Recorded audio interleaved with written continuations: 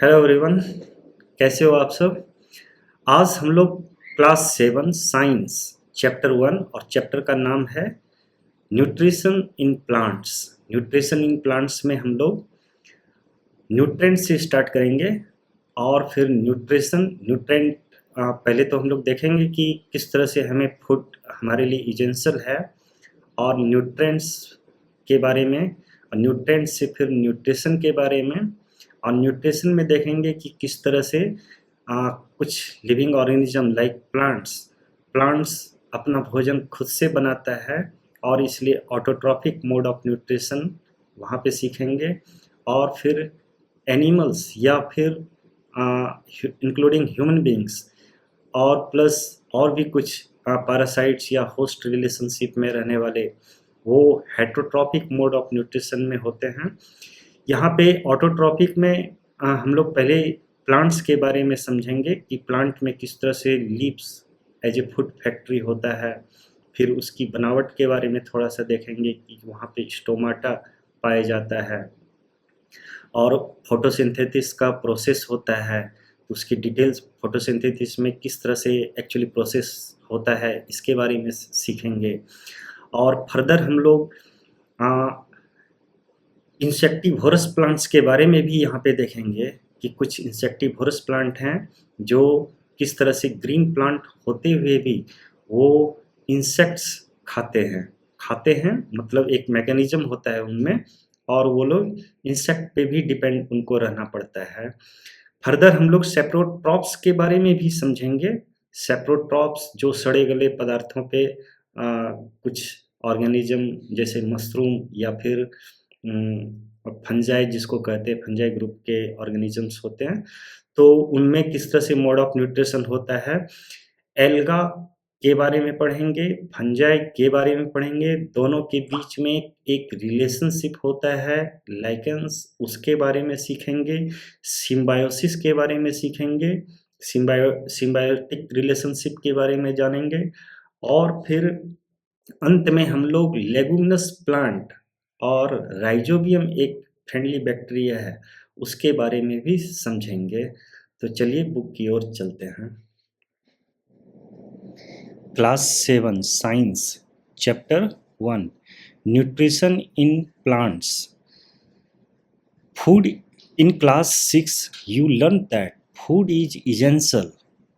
आपने 6 में पढ़ा होगा कि फूड इज इसेंशियल, ये जरूरी है फॉर ऑल लिविंग ऑर्गेनिज्म। जितने भी लिविंग ऑर्गेनिज्म हैं, चाहे ह्यूमंस हो या प्लांट्स हो या माइक्रोब्स हो, सब के लिए food is essential.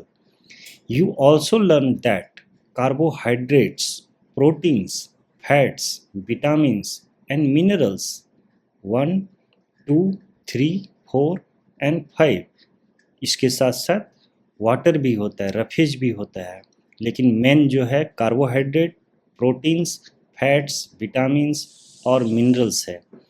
Are components of food, इन्हें कंपोनेंट्स ऑफ फूड कहा जाता है। These components of food are called nutrients and are necessary for our body. तो ये जो कंपोनेंट्स ऑफ फूड है इनको ही न्यूट्रिएंट्स कहा जाता है और ये हमारे शरीर के लिए ज़रूरी है। All living organism require food, जितने भी लिविंग ऑर्गेनिज्म हैं सबको फूड की ज़रूरत है। Plants can synthesise food for themselves. अब प्लांट के बारे में देखिए, प्लांट ऐसा है कि कैन सिंथेसाइज, अपना फूड खुद से बना सकता है, ये आपको पता होनी चाहिए। Plant can synthesise food for themselves, but लेकिन animal including humans can not. लेकिन एनिमल या फिर ह्यूमंस अपना फूड खुद से नहीं बना सकता। आप कहेंगे कि मम्मी तो घर में बनाती है अपना भोजन अपने से, नहीं, मम्मी खाना बनाती नहीं, फूड बनाती नहीं, वो पकाती है।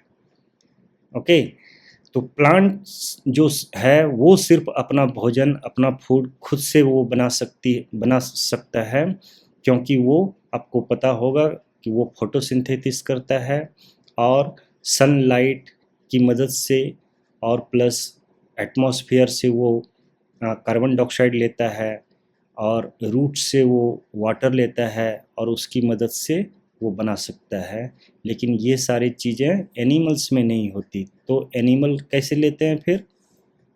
They get it from plants. Actually ये जो एनिमल्स हैं ये या ह्यूमंस हैं, ये अपना भोजन खुद से सिंथेसाइज नहीं कर सकते और ये प्लांट से लेते हैं। कुछ प्लांट से भी लेते हैं, जैसे कि आप यदि वेजिटेरियन हो तो आप प्लांट से लेते हैं। मान लो कोई नॉन वेजिटेरियन है तो वो प्लांट से भी लेता है और एनिमल से भी लेता है। एनिमल प्रोडक्ट्स भी हम लोग खाते हैं, जैसे कि एनिमल प्रोडक्ट्स में कुछ ऐसे भी चीज़ हैं जो वेजिटेरियन भी खाते हैं, मिल्क वगैरह वेजिटेरियन भी खाते हैं और नॉन वेजिटेरियन जो है एनिमल प्रोटीन्स के रूप में मटन, मीट, फिश, ये एग्स ये सब खाते हैं। तो they get it from plants और एनिमल्स दैट ईट प्लांट्स। और ये एनिमल्स भी है। यदि हम एनिमल्स या एनिमल प्रोडक्ट्स भी यदि खाते हैं तो भी ये एनिमल्स कौन से होते हैं? वही एनिमल्स जो प्लांट्स ही खाते हैं। अंत में वो प्लांट्स पे ही डिपेंडेंट है। कहने का मतलब कि डायरेक्टली और इनडायरेक्टली, यहाँ पे देखो मेंशन किया हुआ है, दस ह्यूमंस एंड एनिमल्स, चाहे वो ह्यूमंस हो या कोई भी एनिमल्स हो, डायरेक्टली और इनडायरेक्टली डिपेंड ऑन प्लांट्स। वो प्लांट पे ही निर्भर होते हैं। ओके, तो यहाँ पे इसको भी आप अंडरलाइन करो। Animals, humans and animals are directly or indirectly dependent on plants. Bujo wants to know how plants prepare their own food. बुझो जानना चाहता है कि प्लांट्स आखिर अपना भोजन कैसे बनाते हैं। आपको तो पता, फोटोसिंथेसिस से बनाते हैं। Mode of nutrition in plants, plants में कैसे होता है देखिए यहाँ पे डिटेल्स में बताएगा। Plants are only organism that can prepare food for themselves by using water, carbon dioxide and minerals. तो तीन चीज़ें हैं जो वो नेचर से लेता है, वाटर, कार्बन डाइऑक्साइड और मिनरल्स। मिनरल्स एक्चुअली वाटर के साथ ही आता है सॉल्यूशन के रूप में और वो लेता है रूट के थ्रू। कार्बन डाइऑक्साइड कहाँ से लेता है? वो लिप्स से लेता है, स्टोमाटा के थ्रू। ये सारी चीज़ें आगे बताई जाएगी। The raw material are present in their surroundings. और ये जो रॉ मटेरियल है, वाटर, कार्बन डाइऑक्साइड और मिनरल्स, ये सराउंडिंग्स में ही उपलब्ध है। तो इसकी मदद से प्लांट है जो सिंथेसाइज करता है अपना फूड खुद से, by themselves. The nutrients enable living organism to build their bodies. ये जो न्यूट्रेंट है, ये क्यों आखिर हम लोग लेते हैं? तो nutrient enable living organisms to build their bodies to grow. अपना बॉडी बनाता है, मतलब छोटा बच्चा बड़ा बन गया, छोटा जो भी एनिमल्स है या प्लांट्स है, फिर वो बड़ा हो गया क्योंकि उसने न्यूट्रेंट्स लिया। तो build their bodies to grow, छोटा से बड़ा हो गया, और to repair damage parts of their bodies and provide the energy to carry out life process. तो यहाँ पे देखो आप ध्यान से कि जो न्यूट्रिएंट्स हम लोग क्यों लेते हैं। न्यूट्रिएंट्स लेते हैं, पहला to build their bodies 1 number, to grow 2 number, third to repair damage parts of their bodies. ठीक है, जो डैमेज पार्ट हो गया हमारे शरीर में उसको रिपेयर करने के लिए। 3, fourth provide the energy to carry out life process. Fourth बात कि एनर्जी हमें चाहिए डे टू डे लाइफ जीने के लिए, हमें एनर्जी की ज़रूरत है, तो इस वजह से हम लोग न्यूट्रिएंट्स लेते हैं। यदि आप यहाँ पे इस तरह से मार्किंग कर लो तो और भी बेटर है, 1 2 3 4 इस तरह से। अब यहाँ पे देखो आप, न्यूट्रिशन टर्म आया, न्यूट्रेंट सबसे पहले हम लोगों ने क्या सीखा? न्यूट्रेंट्स। और फिर हमने देखा दूसरा टर्म आ रहा है न्यूट्रिशंस। तो nutrition is the mode of taking food bye an organism, ये एक मोड है। न्यूट्रिशन के थ्रू हम लोग क्या करते हैं, कोई भी ऑर्गेनिज्म फूड इनटेक करता है, लेता है, एंड और सिर्फ लेना ही नहीं, एंड इट्स यूटिलाइजेशन, इसका यूटिलाइजेशन बाय द बॉडी, सिर्फ लेना नहीं बल्कि उसका यूटिलाइजेशन भी करना, तो उसे हम न्यूट्रिशन कहते हैं। हम इसको इस तरह से भी लिख सकते हैं, यहाँ पे जैसे जगह है मैं लिख देता हूँ, आप पेंसिल से लिख लो बुक के इसी पार्ट में।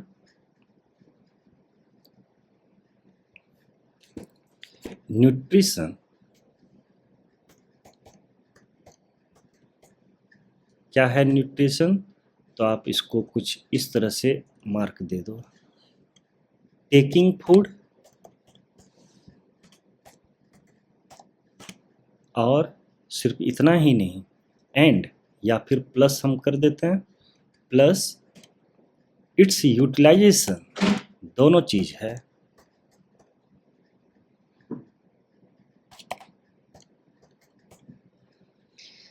तो सिर्फ न्यूट्रिशन, हम अब इसको देखेंगे तो आराम से हमें समझ में आ जाएगा कि न्यूट्रिशन सिर्फ टेकिंग फूड ही नहीं बल्कि उसका यूटिलाइजेशन भी है, दोनों मिलकर होता है।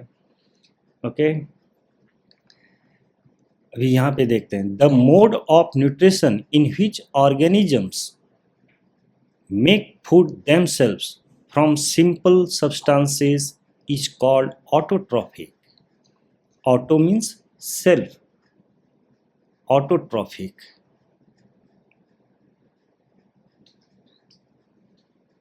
Auto means self, or trophos means nourishment, पोषण।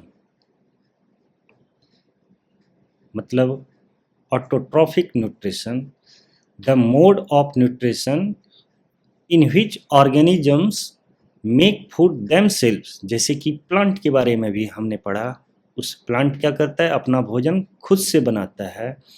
द मोड ऑफ, इसको हाईलाइट कर लेते हैं पूरा, ओके, तो ये ऑटोट्रॉफिक हुआ। The mode of nutrition in which organisms make food themselves from simple substances, कुछ सिंपल सब्सटेंसेस जो नेचुरली पाया जाता है, हमारे सराउंडिंग्स में पाया जाता है, जैसे कि प्लांट के केस में वाटर, कार्बन डाइऑक्साइड या मिनरल्स, ये सिंपल सब्सटेंसेस थे, और इसकी मदद से कोई ऑर्गेनिज्म जैसे कि प्लांट अपना फूड खुद से देमसेल्व्स अपने से बना रहा है, तो इस तरह के न्यूट्रिशन को ऑटोट्रॉफिक न्यूट्रिशन कहेंगे। ओके, और therefore plants are called autotrophs, और इसीलिए हम प्लांट्स को ऑटोट्रॉफ कहेंगे। तो ऑटोट्रॉफ का एग्जाम्पल प्लांट्स हुआ। Animals and most their other organisms including humans also take in food prepared by plants, और ये जो एनिमल्स या ह्यूमंस है, ये यदि अपना भोजन खुद से नहीं बनाते तो आखिर कहाँ से लेते हैं, तो ये डायरेक्टली और इनडायरेक्टली पहले ही बताया गया है। यहाँ पे देखिए, डायरेक्टली और इनडायरेक्टली ये प्लांट्स पे डिपेंड करता है। तो ये जो प्लांट्स भोजन बना रहा है, तो प्लांट्स भोजन बनाता है तो वो सिर्फ खुद के लिए नहीं बनाता, वो खुद के लिए बनाता है प्लस एक्स्ट्रा जो फूड होता है वो स्टोर करता है फ्रूट्स में या फिर अन्य पार्ट्स में भी, और उसी पार्ट्स को जो एडिबल होता है ह्यूमंस भी खाता है और अदर एनिमल्स भी वहाँ से फूड अपना प्राप्त करता है। They are called heterotrophs. तो इस तरह के एनिमल्स या फिर इसको है जो हम लोग हेट्रोट्रॉप्स कहेंगे, क्योंकि वो अपना भोजन खुद से नहीं बना रहा है। हेट्रोज मीन्स अदर्स। ओके, पहली wants to know why our body cannot make food from carbon dioxide, water and minerals like plants do. तो अच्छा सवाल है ये। पहेली जानना चाहती है कि हमारा शरीर प्लांट के जैसा क्यों नहीं है, हमारा शरीर फूड क्यों नहीं बना सकता, ठीक उसी तरह से जैसे प्लांट्स खुद से बना लेता है। कार्बन डाइऑक्साइड, वाटर, मिनरल्स ये नेचर में उपलब्ध है, ये सिर्फ प्लांट्स के लिए ही नहीं है, हमारे लिए भी है।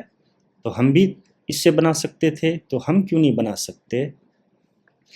तो इसका आंसर है प्लांट्स में इसके अलावा कुछ और भी गुण है जो हमारे में नहीं है, और उसी गुण के कारण प्लांट है, और एनिमल्स या ह्यूमंस वो एनिमल्स है, हेट्रोट्रॉप, एक्चुअली वो हेट्रोट्रॉप्स हैं, और प्लांट ऑटोट्रॉप्स है। ऑटोट्रॉप्स इसलिए है क्योंकि ये नेचर से वो रॉ मटेरियल्स ले सकता है, और प्लस उसमें ग्रीन लीव्स होता है। ग्रीन लीव्स का मतलब वहाँ पे कोई पिगमेंट है, क्लोरोफिल कहते हैं उसको, आगे पढ़ेंगे हम लोग। और वो चीज़ हमारे में अब्सेंट होता है, इसलिए हम नहीं बना सकते। Now we may ask where the food factories of plants are located. अब हम लोग ये पूछ सकते हैं, यदि ये प्लांट खुद से भोजन बना सकता है तो आखिर उसका फूड फैक्ट्रीज कहाँ पे है, प्लांट्स का फूड फैक्ट्रीज किधर है? हम लोग तो प्लांट को देखते हैं, सब कुछ दिख रहा है, लीव्स दिख रहा है, स्टेम दिख रहा है, अंदर में सॉइल के अंदर रूट्स भी है, जानते हैं, और फ्रूट्स भी दिख रहा है, सब ब्रांचेस दिख रहे हैं, लेकिन ये फूड फैक्ट्री कहाँ है? Whether food is made in all parts of a plant or only in certain parts? क्या ये पूरा जितना भी पार्ट्स है ये सब के सब फूड बनाता है, या कुछ खास पार्ट में ही फूड बनता है? How do plants obtain the raw materials? ये जो रॉ मटेरियल 1 2 3 की जरूरत पड़ी, इसे क्या क्या जरूरत पड़ी? उसे जरूरत पड़ी यहाँ पे वाटर, कार्बन डाइऑक्साइड और मिनरल्स की। इसको भी आप चाहो तो इस तरह से मार्क कर लो, वाटर की ज़रूरत पड़ी, कार्बन डाइऑक्साइड की ज़रूरत पड़ी, और मिनरल्स की ज़रूरत पड़ी, ये रॉ मटेरियल की ज़रूरत पड़ी थी। तो ये raw material, how do plants obtain the raw material from the surroundings? कैसे वो लेते हैं? How do they transport them to the food factories of plants? और यदि प्लांट में कोई फूड फैक्ट्रीज है तो ये कहाँ से लेते हैं, और फूड फैक्ट्रीज तक ये सारी चीज़ें कैसे पहुँचती है, ट्रांसपोर्ट कैसे होती है, जानना जरूरी है ये भी। अब देखते हैं photosynthesis, food making process in plants. Photosynthesis एक प्रोसेस है जिस प्रोसेस से प्लांट्स फूड्स बनाता है। उस प्रोसेस को एक्चुअली हम फोटोसिंथेसिस कहते हैं। फोटोसिंथेसिस कोई ऑर्गन नहीं है, कोई प्लांट का पार्ट्स नहीं है, बल्कि ये एक प्रोसेस है, फूड मेकिंग प्रोसेस। फूड बनाने की वो प्रोसेस है जो प्लांट्स जिसका यूज करके फूड्स बनाता है। Leaves are the food factories of plants. देखिए यहाँ पे डिस्क्लोज कर रहा है कि क्या है वो, लीव्स है, एक्चुअली लीव्स है। Leaves are the food factories of plants. Therefore all the raw materials, जो भी रॉ मटेरियल्स था 1 2 3, ये तीनों के तीनों चीज पहुंचना चाहिए फूड फैक्ट्री में, तब वहां पर फूड बनेगा। Therefore all the raw materials must reach the leaf. Water and minerals present in the soil are absorbed by the roots. ये वाटर और मिनरल्स इसी में सॉल्युबल फॉर्म में रहता है, तो ये एब्जॉर्ब बाय द रूट्स का काम है ये एब्जॉर्ब करना, और फिर ट्रांसपोर्टेटेड, फिर उसको है जो ट्रांसपोर्ट किया जाता है लीव्स तक। कैसे ट्रांसपोर्ट होता है?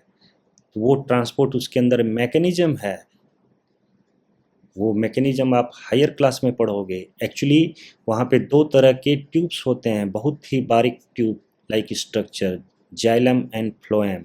तो उनके थ्रू है जो ट्रांसपोर्टेशन का काम होता है।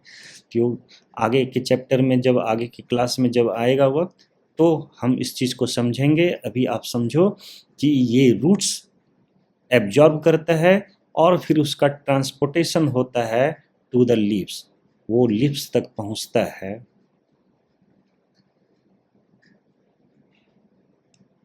Okay, carbon dioxide from air, दो चीज़ तो, दो रॉ मटेरियल तो पहुंच गया, कार्बन डाइऑक्साइड रह गया है। Carbon dioxide from air is taken, carbon dioxide तो मिट्टी में है नहीं, कार्बन डाइऑक्साइड एयर में है। Carbon dioxide from air is taken in through the tiny pores present on the surface of leaves. और ये कार्बन डाइऑक्साइड के बारे में क्या बता रहा है कि ये भी लिया जाता है, लेकिन कौन, रूट नहीं, लीव्स खुद लेता है। कैसे लेता है, थ्रू द टीनी पोर्स, छोटे छोटे छिद्र होते हैं, छेद। ओके, बहुत ही बारीक। आप ये मत सोचो कि लिप्स लेंगे और देखेंगे किधर है टीनी पोर्स, वो बहुत ही बारीक है, माइक्रोस्कोप में ही दिखने वाला है। Through the tiny pores present on the surface of leaves. अब ये भी आप ध्यान में रखो कि एक लिप्स है तो लिप्स का ऊपरी सतह है और लिप्स का निचली सतह भी है। तो ये जो है निचले सरफेस पे ये टीनी पोर्स ज़्यादा पाया जाता है, ऊपर में कम पाया जाता है या फिर नहीं के बराबर पाया जाता है। बिकॉज क्योंकि ऊपर से धूल या फिर एयर के और भी डस्ट पार्टिकल ये सब यदि जमेगा तो संभावना है कि वो टीनी पोर्स बंद हो जाएगा। तो नेचर में कुछ इस तरह से इसका एडाप्टेशन हुआ है कि ऊपर की सतह पे नहीं बल्कि नीचे की सतह पे ये टीनी पोर्स ज़्यादा होता है। तो उस टीनी पोर्स के थ्रू कार्बन डाइऑक्साइड वो लेता है। These pores are surrounded by, अब ये जो पोर्स है तो इसके चारों तरफ कुछ गार्ड सेल्स होते हैं सच, और दोनों तरफ गार्ड सेल्स से बनने से जो बीच में एक पोर का निर्माण होता है दैट इज कॉल्ड स्टोमाटा। तो बेसिकली आप है जो टीनी पोर्स कहाँ से वो लेता है कार्बन डाइऑक्साइड, तो आप टीनी पोर्स कहने से बेटर है, उसका एक टर्म है स्टोमाटा। तो आप कहो स्टोमाटा से लेता है। कहाँ पाया जाता है स्टोमाटा, तो लिप्स में, और इसीलिए लिप्स के स्टोमाटा लिप्स में भी किधर मिलता है, तो सरफेस में भी, ऊपर की सरफेस में कम या नहीं के बराबर, नीचे की सरफेस में, निचले सरफेस में ज़्यादा। फिगर 1.2 सी किधर है भाई, ये 1.2 सी ऊपर भी नहीं है, 1.2 सी किधर है, इतना नीचे है 1.2 सी, यस हियर। यहाँ पे देखिए, पहले बी में देखिए किस तरह से ये गार्ड सेल आपको दिखा रहा है। ओके, तो गार्ड सेल ये है, ये लिप्स का एक कटिंग है, और माइक्रोस्कोप से जब देखेंगे तो गार्ड सेल इस तरह से दिखाएगा। इसके बीच में आप देखो पोर है, और इसी को बड़ा करके यहाँ पे सी में दिखाया गया है कि इधर गार्ड सेल है, गार्ड सेल है, गार्ड सेल के बीच में ये पोर है, स्टोमेटल ओपनिंग। Okay, stomata. अब आपको स्टोमाटा क्या है समझ में आ गया होगा। बूझो wants to know how water and minerals absorbed by roots reach the leaves। बूझो ये जानना चाहता है कि रूट्स जो एब्जॉर्ब करता है वाटर एंड मिनरल्स ये लीव्स तक कैसे पहुंचता है। आगे पढ़ते हैं, लेकिन इससे पहले इस बॉक्स में देखते हैं क्या है। यहाँ पे देखिए सेल्स के बारे में बताया गया है, क्या होता है cells. You have seen that buildings are made of bricks. आप जैसा कि जानते हो बिल्डिंग्स ब्रिक्स से बना होता है, ईंटों से बिल्डिंग मकान बनता है। सिमिलरली उसी तरीके से the bodies of living organisms are made of tiny units called cell. तो हमारा जो बॉडीज है, लिविंग ऑर्गेनिज्म का बॉडीज है, वो उसका जो यूनिट है, जिस तरह से एक बिल्डिंग का यूनिट ब्रिक्स हो सकता है, उसी तरीके से लिविंग ऑर्गेनिज्म का जो बॉडीज है उसका यूनिट, टीनी यूनिट, वो सेल्स है। यानी कि हमारा शरीर सेल्स से बना हुआ है। Cells can be seen only under microscope. ये सेल्स सिर्फ माइक्रोस्कोप के थ्रू ही देखा जा सकता है। Some organisms are made of only one cell. देखिए, कुछ ऐसे भी ऑर्गेनिज्म हैं जो सिर्फ और सिर्फ एक सेल का बना हुआ है। क्या आपको कोई ऐसा नाम मालूम है जो सिर्फ एक ही सेल से बना हो? अमीबा। आप अभी याद रखो, अदरवाइज अभी हम वो नहीं पढ़ रहे हैं। The cell is enclosed by a thin outer boundary called the cell membrane. तो ये देखिए यहाँ पे कुछ सेल्स, एक सेल्स नहीं है, ये बहुत सारे सेल्स हैं। जितने आप ये देखो, ये एक सेल्स हुआ, 1 2 3 4 5 6 7 8 9 10, बहुत सारे सेल्स हैं। ओके, तो हर एक में आप देखो कि क्या है, बीच में आप देखो एक न्यूक्लियस होता है, हर एक में एक न्यूक्लियस जैसा चीज़ है। फिर देखो कुछ लिक्विड जैसा चीज़ है उसको साइटोप्लाज्म कहते हैं। और फिर वो साइटोप्लाज्म के चारों तरफ ये लगभग 9-10 यहाँ पे सेल्स हैं, लेकिन सब एक दूसरे से अलग हैं बिकॉज ऑफ सेल मेम्ब्रेन। तो दैट मीन्स कि एक न्यूक्लियस और कुछ साइटोप्लाज्म और उसके चारों तरफ से सेल मेम्ब्रेन। ओके, यहाँ पे देखते हैं, the cell is enclosed by a thinny outer boundary, okay, called the cell membrane. उसको क्या कहते हैं? Cell membrane. Most cells have a distinct, centrally located spherical structure called the nucleus। और लगभग most cells, ये 100% सेल्स में नहीं बोल रहा है, लेकिन जनरली most cells, लगभग सारे सेल्स में क्या होता है कि सेंट्रली लोकेटेड स्फेरिकल स्ट्रक्चर एक होता है। ये देख मार्किंग किया हुआ है न्यूक्लियस, तो उसको कहते हैं nucleus. The nucleus is surrounded by a jelly-like substance called cytoplasm।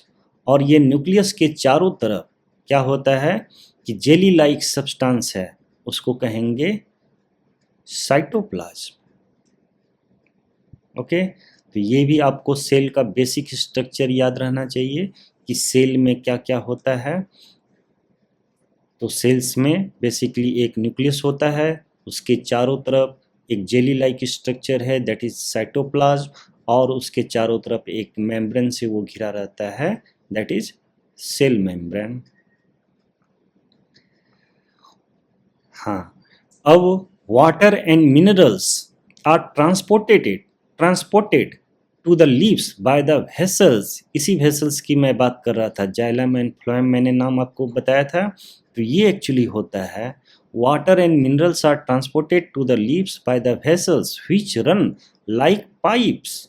Pipes के थ्रू जैसा होता है। अब पाइप यहाँ पे बताया, तो ये मत समझना कि मोटा मोटा पाइप जिससे पानी घर में जो प्लम्बिंग का काम होता है उसमें पाइप जो यूज होता है, वैसा कुछ नहीं, लेकिन वैसा ही बहुत ही बारीक, बहुत ही महीन आप कह सकते हो, बहुत ही बारीक ये होता है। Throughout the root the stem the branches and the leaves. ये फैला हुआ है प्लांट के इंटरनल पार्ट्स में, ये रूट से स्टार्ट होके स्टेम होकर ब्रांचेज होकर फाइनली लीव्स तक इसका जाल बिछा हुआ है।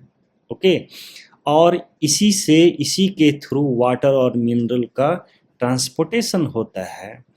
मैं यहाँ पे आपको एक चीज़ बताता हूँ, आपने देखा होगा नारियल, कोकोनट ट्री। तो आप देखो कोकोनट ट्री कितना ऊंचा होता है। वो आप जब सीशोर या फिर कभी समुद्र वगैरह घूमने जाएंगे केरला वगैरह में, आप देखोगे तो बहुत ऊंचा ऊंचा होता है। तो इतनी ऊंचाई पे उसके लीव्स कहाँ पे हैं? बहुत ऊंचाई पे। और रूट्स कहाँ है? नीचे। अब यहाँ से वाटर और मिनरल्स उस ऊंचाई तक कैसे जाता होगा? तो इसी सिस्टम के थ्रू, वेसल्स के थ्रू, वो एक पाइप जैसा सिस्टम है और उसके थ्रू तो क्या कैसे चला जाता है? क्या वहाँ पे मोटर लगा हुआ है उसके रूट में जिसके थ्रू वो पंपिंग करता है और चला जाता है ऊपर? नहीं। आप चाहो तो इसके लिए एक एक्सपेरिमेंट करना। आप क्या करना कि आप पेन यूज करते हो, उसका रिफिल होता है। कोई रिफिल यदि खाली हो जाए तो उसको अच्छी तरीके से धो लेना ताकि उसका सारा इंक निकल जाए। और फिर उसको क्या करना कि एक आप कह लो कि ग्लास का एक ग्लास, शीशे का ग्लास लेना आप, कांच का ग्लास, और उसमें आप थोड़ा सा पानी भर देना। ओके। और फिर उसमें क्या करना कि आप वो रिफिल को जब पानी शांत हो जाए तो धीरे धीरे डालना, फिर थोड़ा देर शांत होने देना, फिर देखना कि उस रिफिल में पानी कहाँ तक भरा। तो आप देखोगे कि ग्लास में जिस लेवल तक पानी है उससे कहीं थोड़ा ज़्यादा भर गया उस रिफिल में। ओके। तो ठीक इसी मेथड से, इसी तरीके से जब यदि रिफिल और भी पतला होता तो और ऊंचाई तक पानी चढ़ जाता, और भी बारीक होता तो और ज़्यादा ऊपर चढ़ जाता। तो आप समझ लो कितना बारीक होता होगा वो वेसल्स कि जमीन से उस कोकोनट ट्री के टॉप पर जो लीव्स है वहाँ तक पानी पहुँच जाता है। They form a continuous path और passage for the nutrient to reach the leaf. तो एक्चुअली क्या होता है कि ये जो वेसल्स है ये एक कंटिन्यूअस, लगातार एक रास्ता बनाता है और उसी के थ्रू है जो आपको ये वाटर और मिनरल्स लीफ तक एक्चुअली पहुंचता है। दे आर कॉल्ड वेसल्स, और इसी को वेसल्स कहते हैं। तो वेसल्स दो तरह के होते हैं, जाइलम एंड फ्लोएम, ये आप बाद में पढ़ेंगे। वेसल्स हमने पढ़ा। You will learn more about transport of materials in plants in chapter 7। Chapter 7 में बताया गया है इसके बारे में थोड़ा ज़्यादा। पहली wants to know what is so special about the leaves that they can synthesize food but our parts of plant cannot। ये तो पहले भी पूछा है। The leaves have a green pigment called chlorophyll। देखिए मैं इसी की चर्चा कर रहा था। लीव्स में एक ग्रीन पिगमेंट है। लीव्स सब हरा होता है, क्यों? क्योंकि उसमें ग्रीन पिगमेंट है और उस ग्रीन पिगमेंट का नाम है chlorophyll. It helps leaves to capture the energy of the sunlight। और ये मदद करता है क्लोरोफिल कि सनलाइट में जो एनर्जी है उसको कैप्चर कर सके। और इसी चीज़ की कमी है एनिमल्स में, इंक्लूडिंग ह्यूमंस में। ना हमारे पास क्लोरोफिल है और इसीलिए हम सनलाइट से एनर्जी कैप्चर नहीं कर सकते। This energy is used to synthesize, prepare food from carbon dioxide and water। और इसी एनर्जी, सनलाइट से जो एनर्जी मिलती है उसी से फूड है जो सिंथेसाइज कर सकता है फूड अपना, कार्बन डाइऑक्साइड और वाटर के थ्रू। रात में, इसका मतलब जब रात में सनलाइट नहीं है तो इसका मतलब फोटोसिंथेसिस का प्रोसेस नहीं होता है। Since the synthesise of foods occurs in the presence of sunlight, it is called photosynthesis। क्योंकि ये सनलाइट के प्रेजेंस में ही होता है, प्रेजेंस ऑफ सनलाइट, तो इसके लिए इसको फोटो मीन्स लाइट और synthesise mean to combine. Synthesise means बनाना। तो फोटो, लाइट के सहायता से जो सिंथेसिस का प्रोसेस होता है उसको फोटोसिंथेसिस कहते हैं।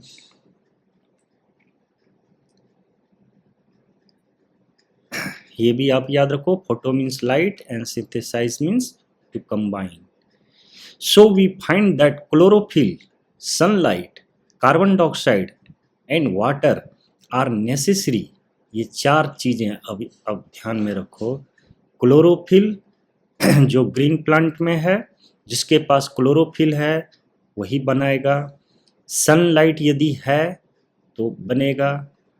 कार्बन डाइऑक्साइड और वाटर ये एक्चुअली रॉ मटेरियल है, वाटर में मिनरल्स भी होता है। तो कार्बन डाइऑक्साइड और वाटर बेसिकली रॉ मटेरियल है। क्लोरोफिल का प्रेजेंस होना जरूरी है, सनलाइट का प्रेजेंस होना जरूरी है। फूड में वो शामिल नहीं होता, फूड में शामिल ये रॉ मटेरियल सिर्फ होते हैं। तो ये आप याद रखो, कार्बन डाइऑक्साइड और water along with minerals are only raw materials. Chlorophyll का प्रेजेंस जरूरी है, सनलाइट का प्रेजेंस जरूरी है। आर नेसेसरी, ये नेसेसरी है to carry out process of photosynthesis. Photosynthesis के लिए ये जरूरी है। Okay, it is a unique process on the earth, और ये एक यूनिक प्रोसेस है, ए यूनिक प्रोसेस है। The solar energy is captured by the leaves and stored in the plants in the form of food. क्यों unique process है? क्योंकि इस process से ही सोलर एनर्जी को हम लोग कैप्चर कर पा रहे हैं। हमने प्लांट्स ही कर रहे हैं, लेकिन प्लांट्स जो कर रहे हैं उसी का एक पार्ट हम भी एज ए फूड यूटिलाइज कर रहे हैं, और इस वजह से ये यूनिक प्रोसेस है। Solar energy is captured by the leaves and stored in the plants in the form of food. thus इस प्रकार sun is the ultimate source of energy for all living organism. और इस प्रकार सन है जो ultimate source of energy है हम सबों के लिए, सिर्फ प्लांट के लिए ही नहीं, हम सबों के लिए। बिकॉज कि प्लांट डायरेक्टली सन एनर्जी को कैप्चर कर रहा है, फूड में स्टोर कर रहा है, और खुद भी वो एज ए फूड यूटिलाइज कर रहा है, प्लस सारे लिविंग ऑर्गेनिज्म जो प्लांट नहीं है, दैट मीन्स एनिमल्स हैं, उनके लिए भी वो फूड यूटिलाइज हो रहा है। तो इस प्रकार से ये पूरे वर्ल्ड के लिए जितने भी लिविंग थिंग्स हैं, जिनको भी फूड जिनके लिए फूड इजेंशियल है, जिनको भी फूड का कंपोनेंट्स न्यूट्रिएंट्स चाहिए, carbohydrate, fat, protein, vitamins, minerals ये चाहिए, उसके लिए ultimate source of energy sun है। Okay, can you imagine life on the earth in the absence of photosynthesis? यदि फोटोसिंथेसिस का गुण नहीं होता, प्लांट में ये प्रोसेस नहीं हो रहा होता, तो क्या आप इमेजिन कर सकते हो अर्थ पे लाइफ होता? नहीं होता। In the absence of photosynthesis there would not be any food, क्योंकि फोटोसिंथेसिस के बिना कोई फूड नहीं होता। फोटोसिंथेसिस के बिना कोई फूड नहीं होता, कोई फूड नहीं होता। The survival of almost all living organisms directly और इनडायरेक्टली, ध्यान रखिए ऑलमोस्ट कह रहा है, 100% नहीं, might be 90%, 99%, almost all living, that means कुछ एक्सेप्शंस हैं। ओके, इसीलिए ये सब वर्ड पे आपको जोर देना चाहिए। The survival of almost all living organisms directly और indirectly depend upon the food made by the plant. इस बात पे पहले भी हम लाइन कर चुके हैं। Besides oxygen which is essential for survival, oxygen के अलावा, जैसे हम लोगों के लिए ऑक्सीजन जरूरी होता है सांस लेने के लिए, तो ऑक्सीजन के अलावा which is essential for the survival, survival के लिए क्या और जरूरी है, तो वो है food of all organism. For the survival of all organism is produced during photosynthesis. तो कहने का मतलब कि ऑक्सीजन के अलावा यदि कुछ और जरूरी है हमारे लिए, तो वो प्रोड्यूस्ड होता है फोटोसिंथेसिस से। और इसलिए भी ये यूनिक प्रोसेस है। Okay, in the absence of photosynthesis life would be impossible on the अर्थ। यदि फोटोसिंथेसिस नहीं होता तो लाइफ इम्पॉसिबल है अर्थ पे। इस बॉक्स में देखते हैं क्या मेंशन किया हुआ है। बिसाइड्स, इसको आप ये लाइन कर लो, besides leaves photosynthesis also take place in other green plants. अब देखिए यहाँ पे कुछ खास बता रहा है। अभी तक हमने सीखा कि लीव्स जहाँ पर क्लोरोफिल है वहीं पे फोटोसिंथेसिस हो रहा है, लेकिन यहाँ पे देखिए कुछ एक्सेप्शन जैसी चीज़ें बता रहा है आपको कि इसके अलावा take place in other green parts of the plant. Plant के और भी किसी किसी प्लांट में लीव्स के अलावा और भी कुछ ग्रीन पार्ट्स होते हैं इन ग्रीन स्टेम और ग्रीन ब्रांच। कभी किसी किसी प्लांट में ग्रीन स्टेम होता है या फिर ग्रीन ब्रांचेज होता है। कह रहा है कि वहाँ पे भी फोटोसिंथेसिस होता है। The desert plants have scale और spine like leaves. Desert plants में क्या है, स्केल और स्पाइन लाइक लीव्स होता है to reduce loss of water by transpiration. तो ये एक्चुअली बता रहा है कि ट्रांसपिरेशन यहाँ पे एक शब्द आया। ओके, तो ट्रांसपिरेशन में क्या होता है कि आपने महसूस किया होगा कि आपको किसी प्लांट के नीचे आप चले जाओ, किसी बड़े से प्लांट के नीचे आप चले जाओ, या फिर जिस ऐसे एरिया जहाँ पे ज़्यादा प्लांट होता है वहाँ पे थोड़ा ठंडा फील होता है। क्यों होता है?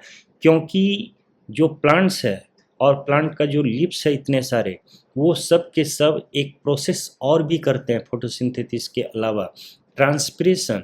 क्या होता है उसमें कि उसी स्टोमाटा से जिसके थ्रू कार्बन डाइऑक्साइड अभी लिया था एज ए रॉ मटेरियल, तो उसी स्टोमाटा से कुछ वाटर वेपर का लॉस होता है प्लांट से। जब एक्सेस ऑफ वाटर रूट्स ले रहा है और एक्सेस यदि चला गया तो वो एक्स्ट्रा जो है वो लॉस होता है और वो लॉस होकर एटमॉस्फेयर में मिक्स होता है। तो यहाँ पे मेंशन किया हुआ है to reduce loss of water by transpiration. तो डेजर्ट्स में क्या होता है कि डेजर्ट्स में तो पानी की कमी है।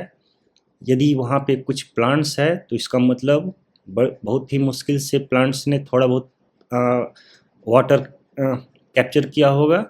अब वो जो वाटर है इम्पॉर्टेंट है डेजर्ट प्लांट्स के लिए।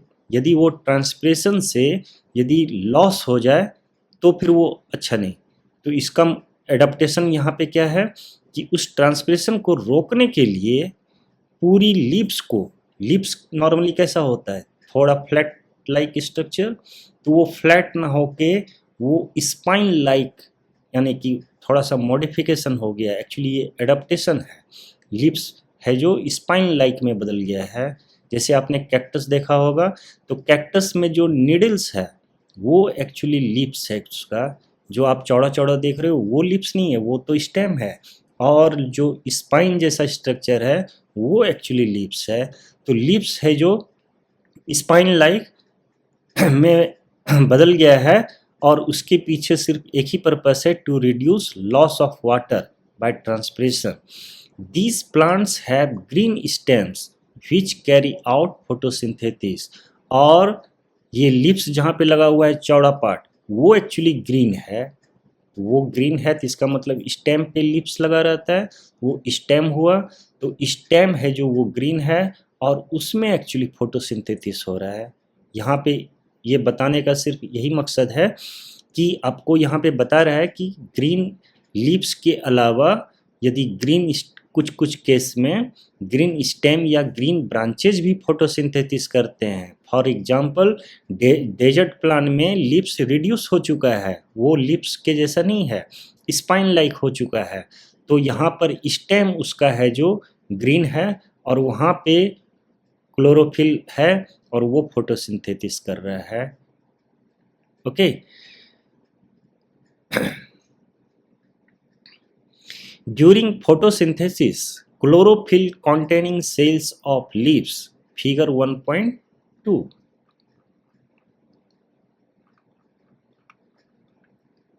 1.2 नीचे दे दिया है।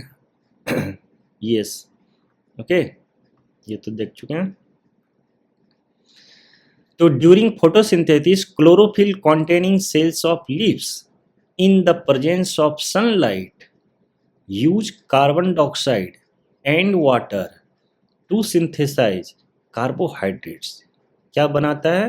कार्बोहाइड्रेट्स बनाता है, और यही कार्बोहाइड्रेट्स एक्चुअली फूड, जिसे हम फूड कह रहे हैं अभी तक, एक्चुअली फूड्स तरह तरह के होते हैं। ऐसा नहीं कि सिर्फ कार्बोहाइड्रेट्स ही बनाता है, प्रोटीन्स भी बनाता है, तरह तरह की चीज़ें बन रही है। लेकिन हम समझने के लिए, स्टडी के पर्पज़ से, उनमें से एक बेस्ट एग्जांपल कार्बोहाइड्रेट्स को हम लेकर स्टडी करते हैं। तो यहाँ पे जो फूड कह रहा था, एक्चुअली वो कार्बोहाइड्रेट्स के रूप में फूड को रिप्रेजेंट कर रहा है। In the presence of sunlight, use carbon dioxide and water to synthesize carbohydrate. The process can be represented in the equation, और इस प्रोसेस को हम इक्वेशन के रूप में भी दिखा सकते हैं, और ये इम्पॉर्टेंट है, आप इसे याद रखो हमेशा। जैसे इसको मैं carbon dioxide plus water, water means always आप समझो water along with minerals. Sunlight देखिए यहाँ पे एज ए रॉ मटेरियल, यहाँ पे प्लस प्लस करके सनलाइट प्लस क्लोरोफिल ऐसा नहीं मेंशन किया हुआ है। सनलाइट की ज़रूरत है, क्लोरोफिल लीव्स में या ग्रीन पार्ट में प्रेजेंस होना चाहिए। जिसके पास क्लोरोफिल है वही ये काम करेगा, ठीक है। तो इन दोनों की प्रेजेंस की ज़रूरत है, इसलिए हमने इसको एरो के ऊपर नीचे लिख दिया। और क्या बन रहा है? तो कार्बोहाइड्रेट, ऑक्सीजन, ओके, दो चीज़ मिक्स होकर फूड बन रहा है। फूड का एक एग्जांपल कार्बोहाइड्रेट, और ऑक्सीजन भी बन रहा है, और यही ऑक्सीजन रिलीज होता है फिर वापस एटमॉस्फेयर में। जैसे अभी मैंने बताया कि ट्रांसपिरेशन होता है और स्टोमाटा के थ्रू वाटर वेपर आता है, वहाँ से ऑक्सीजन भी रिलीज होता है, और यही ऑक्सीजन हमारे एटमॉस्फेयर को, जिसको हमने ढेर सारा कार्बन डाइऑक्साइड निकाल कर पॉल्यूट कर दिया है, उस एटमॉस्फेयर को प्लांट्स ऑक्सीजन निकाल कर प्योर शुद्ध बनाता है। यही ऑक्सीजन है, और यही कार्बोहाइड्रेट है जो एज ए हम फूड यूटिलाइज करते हैं। इसको आप ध्यान रखो, ये भी आप रखो कि सनलाइट यहाँ पे होता है, क्लोरोफिल होता है। ये देखिए क्लोरोफिल है, डायग्राम में देखिए गार्ड सेल्स है, स्टोमाटा उसके बीच का जो टीनी पोर है that is stomata, stomatal opening, उसके दोनों तरफ से दो गार्ड सेल्स होते हैं।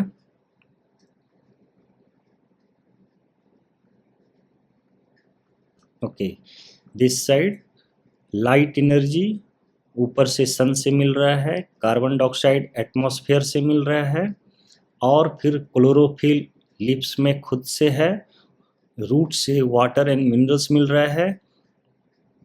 कार्बन डाइऑक्साइड का एरो डायरेक्शन देखो, दैट मीन्स इनटेक हो रहा है, और ये देखो बाहर आ रहा है oxygen. Okay, diagram showing photosynthesis. During the process oxygen is released, तो इस प्रोसेस में ऑक्सीजन रिलीज्ड हो रहा है। The presence of starch in the leaves indicates the occurrence of photosynthesis. अब जब हम लीव्स को यदि स्टार्च का टेस्ट करें लिप्स पर, तो वहाँ पे हमें इंडिकेशन मिल जाएगा कि यहाँ पे स्टार्च है, और ये स्टार्च कहाँ से आया? तो ये स्टार्च फोटोसिंथेसिस प्रोसेस से ही आया। इसका मतलब ग्रीन लीव्स फोटोसिंथेसिस का प्रोसेस कर रहा है। स्टार्च क्या होता है? ये कार्बोहाइड्रेट का ही एक रूप है। स्टार्च होता है, ग्लूकोज होता है, ओके, सिंपलर फॉर्म में ग्लूकोज, स्टार्च थोड़ा कॉम्प्लेक्स हुआ उससे। Boojho has observed some plants with deep red, violet और ब्राउन लीव्स। तो बूझो ने कुछ ऐसा भी लीव्स देखा है जो ग्रीन नहीं है, वो थोड़ा अलग अलग रंग का है, रेड है, वायलेट है, ब्राउन है। He wants to know whether these leaves also carry out photosynthesis। तो ये पूछ रहा है क्या इस तरह के लीव्स भी, क्योंकि ये लीव्स ग्रीन नहीं है, जैसे करोटन आपने देखा होगा सजावट का प्लांट होता है, डेकोरेशन के लिए प्लांट होता है, इंडोर प्लांट्स, तो उसमें ग्रीन लीव्स नहीं होता। तो क्या उस तरह के लीव्स भी फोटोसिंथेसिस करते हैं, इसका भी सवाल आंसर मिलेगा आपको। Take 2 potted plants of same kind. Keep one in the dark or in a black box for 72 hours and other in sunlight। एक को आप अंधेरे में रखो 72 घंटे के लिए, 72 आवर्स के लिए, और दूसरे को आप सनलाइट में रखो। Perform iodine test with the leaves of both the plant as you did in class 6। Class 6 में जैसा कि आपने आयोडीन टेस्ट किया वैसा आपको यहाँ पे टेस्ट परफॉर्म करना है। Record your results. Now leave the pot which was earlier kept in the dark. Now leave the pot which was earlier kept in the dark in the sunlight for 3 to 4 days। अब जिसको आपने अंधेरे में रखा था अब उसको आप सनलाइट में रख दो अगले 3 से 4 दिनों के लिए। And perform the iodine test again on its leaf. और फिर से आप आयोडीन टेस्ट करो इसके लीव्स पर। Record your observation in your notebook. The leaves other than green also have chlorophyll. Actually यहाँ पे देखो आपको बता रहा है the leaves that other than green, जो ग्रीन नहीं है वहाँ पर भी क्लोरोफिल है। ये देखो इस तरह के प्लांट्स का बातें हो रही है। The large amount of red, brown and other pigments mask the green colour. तो यहाँ पे यदि क्लोरोफिल है तो फिर ये ग्रीन क्यों नहीं है, तो इसके पीछे ये रीजन है कि जितना ग्रीन है उससे कहीं ज़्यादा रेड, ब्राउन या अदर पिगमेंट वहाँ पर है और उससे मास्किंग हो रही है ग्रीन कलर का। मतलब ग्रीन कलर है, क्लोरोफिल है, लेकिन वो ढक जा रहा है क्योंकि उससे ज़्यादा है जो दूसरे कलर का पिगमेंट है। तो इसका मतलब क्लोरोफिल तो ऑलरेडी है, चाहे वो ग्रीन हो या ना हो, दिख रहा हो या ना दिख रहा हो। यदि ये बता रहा है कि क्लोरोफिल है तो दैट मीन्स फोटोसिंथेसिस हो रहा है। Photosynthesis take place in this leaves also. तो इस तरह के लीव्स में भी फोटोसिंथेसिस होता है। You often see slimy green patches in ponds और stagnant water bodies। आपने कुछ स्लीमी ग्रीन पैचेज अपने पॉन्ड्स या किसी वाटर बॉडीज में आपने देखा होगा। These are generally formed by the growth of organisms called algae। इनको क्या कहा जाता है? एल्गी। तो एल्गी या एल्गा आप बोल सकते हो। Can you guess why alga are green in colour? ये एल्गा ग्रीन कलर में क्यों है? दे कॉन्टेन क्लोरोफिल, क्योंकि उसमें क्लोरोफिल है, which gives them the green colour. Algae can also prepare their own food by photosynthesis. ये एल्गी भी चूंकि उसमें क्लोरोफिल है ये भी फोटोसिंथेसिस करते हैं। Synthesis of plant food other than carbohydrates. तो जैसे फूड्स में तो हम लोग तरह तरह के न्यूट्रेंट यूटिलाइज करते हैं, तो कार्बोहाइड्रेट के अलावा और भी जो न्यूट्रेंट्स होता है, synthesis of plant food other than carbohydrates, उसके बारे में सीखते हैं। You have just learn that plant synthesis carbohydrates through the process of photosynthesis. The carbohydrates are made of carbon, hydrogen and oxygen. ये कार्बोहाइड्रेट किस चीज़ का बना होता है? तो 3 एलिमेंट कार्बन, हाइड्रोजन और ऑक्सीजन से। These are used to synthesise other components of food such as proteins and fats. और क्या होता है एक्चुअली, ये जो 3 एलिमेंट है कार्बन, हाइड्रोजन और ऑक्सीजन, इसी के मदद से फिर और दूसरे तरह के न्यूट्रेंट्स जैसे प्रोटीन्स एंड फैट्स ये सब बनता है। These are used to synthesize other components of food such as proteins and fats. Okay, but proteins are nitrogenous substances. लेकिन इनमें से आप प्रोटीन के बारे में देखो कि ये प्रोटीन है जो नाइट्रोजनस सब्सटेंसेस है, दैट मीन्स इसमें एक और एलिमेंट नाइट्रोजन यहाँ पे मिला हुआ है। तो अब ये सवाल है, from where do they plant obtain nitrogen. तो प्रोटीन्स में यदि नाइट्रोजन भी एक्स्ट्रा होता है, कार्बन, हाइड्रोजन और ऑक्सीजन, कार्बन डाइऑक्साइड से मिला, ये ऑक्सीजन भी वहीं से मिला, प्लस वाटर में हाइड्रोजन होता है वहाँ से मिला, ऑक्सीजन भी वहाँ से मिला, ये तो समझ में आया। लेकिन जब प्रोटीन बोल रहा है कि प्रोटीन में नाइट्रोजन होता है एक्स्ट्रा, वो नाइट्रोजन कहाँ से आया? From where do the plants obtain nitrogen? Recall that nitrogen is present in abundance in gaseous form in the air। और नाइट्रोजन है, आपको याद होगा कि हमारे एटमॉस्फेयर में सबसे अधिक गैस नाइट्रोजन ऑलरेडी है। Okay, however plants can not absorb nitrogen in this form. लेकिन प्लांट्स है जो इस नाइट्रोजन को एब्जॉर्ब नहीं कर सकता। जिस तरह से ऑक्सीजन को आसानी से एब्जॉर्ब कर सकता है, उस तरह से नाइट्रोजन को एब्जॉर्ब नहीं कर सकता। Soil has certain bacteria that convert gaseous nitrogen into A usable form. तो ये क्या है कि सॉइल के पास कुछ बैक्टीरिया होता है, सर्टेन बैक्टीरिया, जो कन्वर्ट करता है गैसियस नाइट्रोजन इनटू ए यूजेबल फॉर्म, जो हेल्प करता है, प्लांट को हेल्प करता है। ये बैक्टीरिया किस लिए हेल्प करता है? ये जो नाइट्रोजन डायरेक्ट प्लांट यूज नहीं कर पा रहा, तो उस नाइट्रोजन को एक यूजेबल फॉर्म में बदलने में और release it into the soil. वो यूजेबल फॉर्म में नाइट्रोजन को ये बैक्टीरिया एक्चुअली क्या कर रहा है कि नाइट्रोजन को यूजेबल फॉर्म में बदलकर और सॉइल में मिक्स कर रहा है। ये तो फ्रेंडली बैक्टीरिया हुआ। ये बैक्टीरिया बहुत ही फ्रेंडली है, इसका मतलब ये फ्री नाइट्रोजन को यूजेबल फॉर्म में बदलकर सॉइल में मिक्स कर रहा है।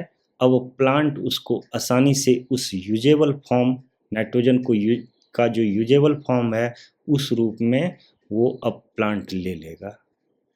ओके, तो ये फ्रेंडली बैक्टीरिया है। कौन सा फ्रेंडली बैक्टीरिया, क्या नाम है, ये भी पता चलेगा आपको। एक्चुअली उसका राइजोबियम नाम होता है। These are absorbed by the plants along with water. और अब है जो ये प्लांट्स एब्जॉर्ब करेगा अलोंग विथ वाटर। वाटर के साथ जिस तरह से तरह तरह के मिनरल्स को वो लेता है, उसी के साथ अब नाइट्रोजन का जो यूजेबल फॉर्म है उसको भी लेगा, इनटेक करेगा। Okay, also you might have seen farmers adding fertilisers rich in nitrogen. आपने देखा होगा कि फार्मर्स अपने खेतों में वो फर्टिलाइजर्स डालते हैं, ऐसे फर्टिलाइजर्स जिसमें कुछ एक ऐसे भी होते हैं जिनमें नाइट्रोजन अधिक होता है। दैट मीन्स वो फर्टिलाइजर के रूप में एक्चुअली नाइट्रोजन मिलाने की कोशिश कर रहे हैं to the soil. In this way the plants fulfil their requirement of nitrogen along with the other constituents। तो इस तरीके से एक्चुअली प्लांट्स है जो अपना रॉ मटेरियल जो भी है उसको फुलफिल करता है, और उसमें से नाइट्रोजन को कुछ इस तरीके से फुलफिल करता है। नाइट्रोजन ऑक्सीजन के जैसा एटमॉस्फेयर से स्टोमाटा के थ्रू नहीं, बल्कि नाइट्रोजन को सॉइल के थ्रू डायरेक्ट वो यूज नहीं कर सकता। लेकिन वहाँ पे एक फ्रेंडली बैक्टीरिया है, वो बैक्टीरिया के हेल्प से वो यूजेबल फॉर्म में उसको लेता है।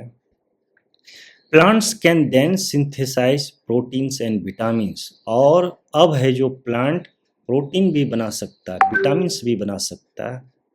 तो कार्बोहाइड्रेट बनाना आसान, और प्रोटीन्स के लिए सॉइल में नाइट्रोजन होना चाहिए, फिर वो प्रोटीन्स भी बनाएगा, विटामिन्स भी बनाएगा।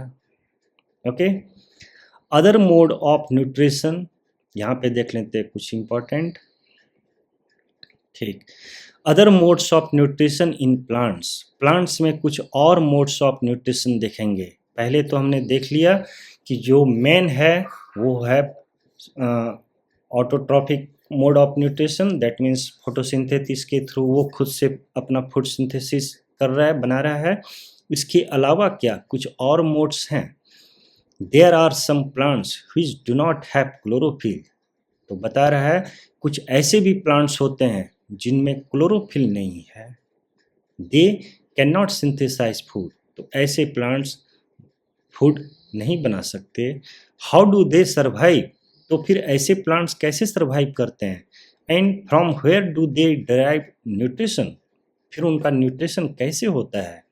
Like humans and animals, such plants depend on food produced by other plants, तो ऐसे प्लांट्स हेट्रोट्रॉफ नेचर के हैं, जैसे एनिमल्स ह्यूमन्स हेट्रोट्रॉपिक नेचर के हैं, तो ऐसे ही प्लांट्स जिनमें क्लोरोफिल नहीं है वो भी हेट्रोट्रॉपिक मोड ऑफ न्यूट्रिशन करते हैं। Okay, like humans and animals, such plants depend on food produced by other plants and they are the heterotropic mode of nutrition। तो heterotropic mode of nutrition सिर्फ animals या humans ही नहीं, ऐसे plants भी हैं जो प्लांट्स जिस प्लांट्स में क्लोरोफिल नहीं होता है। Okay, look at figure 1.5, do you see a yellow wiry branched structure twining around the stem and branches of tree? क्या आपने कभी देखा है कि कुछ स्टेम या ब्रांचेस किसी पेड़ के में एक येलो वायरी, मतलब वायर के जैसा पीला पीला थोड़ा आपने देखा होगा कि कुछ फैला रहता है? जैसे कि एग्जाम्पल के लिए आप लेमन ट्री में इसे पा सकते हो आसानी से।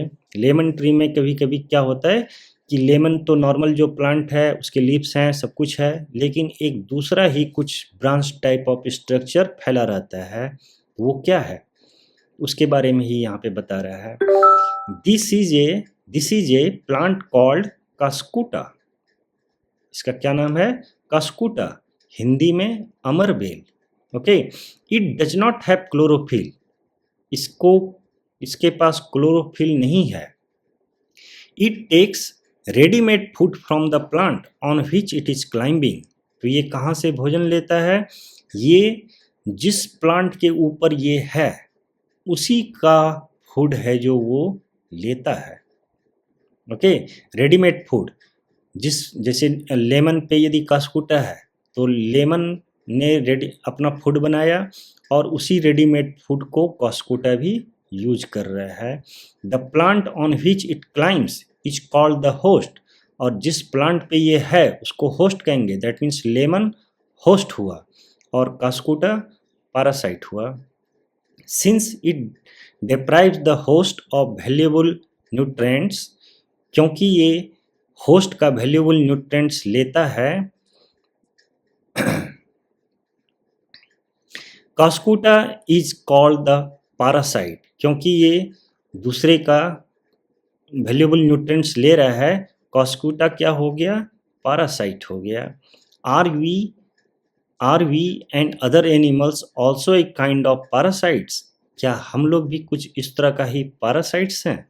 क्योंकि हम लोग अपना भोजन नहीं बनाते। ये देखिए इस फोटो में दिखाया गया येलो वाइट लाइक स्ट्रक्चर, तो ये एक्चुअली पैरासाइट है, ये कास्कुटा है।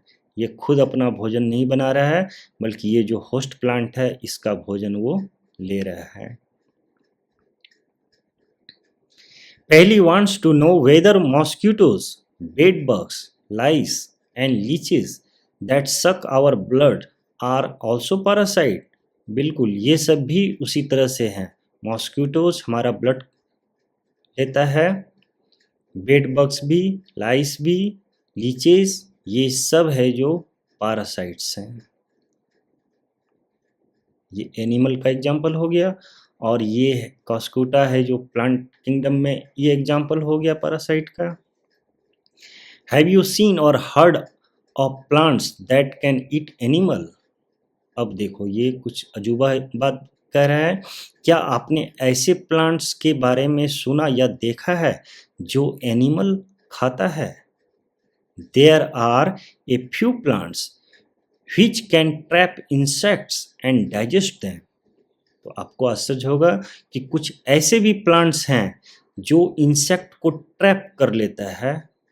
ट्रैप मीन्स धोखे से पकड़ लेना, ओके, और उसको फिर डाइजेस्ट भी कर लेता है। That means as a food वो यूटिलाइज कर लेता है।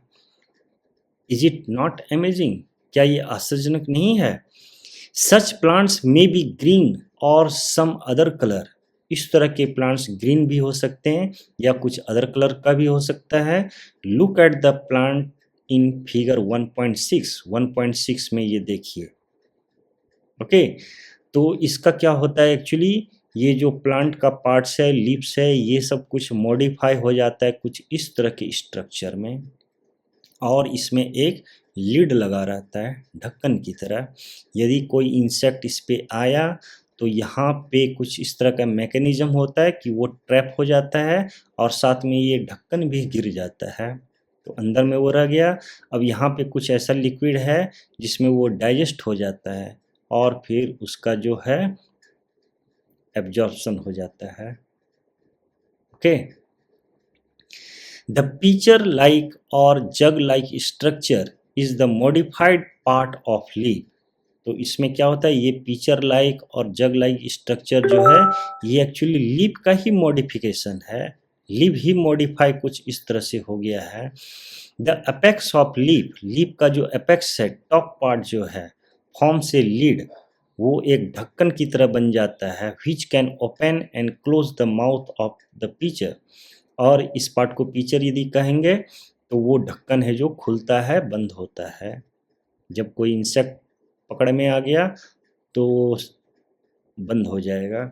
Inside the pitcher there are hair which are directed downwards. उसमें कुछ हेयर्स होते हैं जिसका जो नीचे की तरफ डायरेक्शन, नीचे की तरफ डायरेक्शन होता है कि अंदर जाना तो फिसल के चले जाएंगे, लेकिन बाहर निकलने वक्त वही हेयर हमें रोकेगा निकलने से। When an insect lands in the pitcher, the lid closes and the trapped insect gets entangled into the hairs। Hairs में उलझ जाता है। The lid closes and the insect is trapped। The insect is digested by the digestive juice secreted in the pitcher and its nutrients are absorbed। और क्या होता है कि insect का डाइजेशन हो गया, वहाँ पे डाइजेस्टिव जूस है कुछ, और न्यूट्रिएंट्स जो भी है वो उसका एब्जॉर्प्शन हो जाता है। Such insect eating plants are called insectivorous plant. तो इस तरह के प्लांट्स को इंसेक्टिवोरस प्लांट्स कहते हैं। Is it possible that such plants do not get all the required nutrients from the soil in which they grow? अब यहाँ पे सवाल आता है, क्या ऐसा पॉसिबल है कि इस तरह के plants, insectivorous plants, do not get all the required nutrients, वो अपना जो भी उनको न्यूट्रिएंट्स की रिक्वायरमेंट है, रॉ मटेरियल्स जो भी चाहिए उनको, और जिस मिट्टी पे वो उगते हैं, पाए जाते हैं, उस मिट्टी में वो सारे न्यूट्रिएंट्स उपलब्ध ना हो, वहाँ पर वो नहीं है, न्यूट्रिएंट्स की कमी है, और इसी वजह से उस कमी को पूरा करने के लिए वो इंसेक्ट्स को ट्रैप कर रहा है। और यही बिल्कुल यही कारण है। Boojho is confused if the pitcher plant is green and carries out photosynthesis, then why does it feed on insects? वो जब वो फोटोसिंथेसिस कर पा रहा है तो इंसेक्ट्स क्यों फिट कर रहा है, तो उसके पीछे यही रीजन है। एक्चुअली उसके सॉइल में कुछ कमी है और उसी कमी को पूरा करने के लिए वो है जो इंसेक्ट को फिट कर रहा है। अब सेप्रोट्रॉप्स देखते हैं। You might have scene packets of mushroom sold on the vegetable. आपने देखा होगा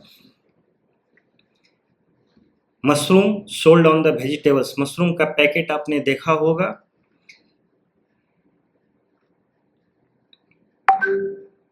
वेजिटेबल मार्केट में यू मे हैव ऑल्सो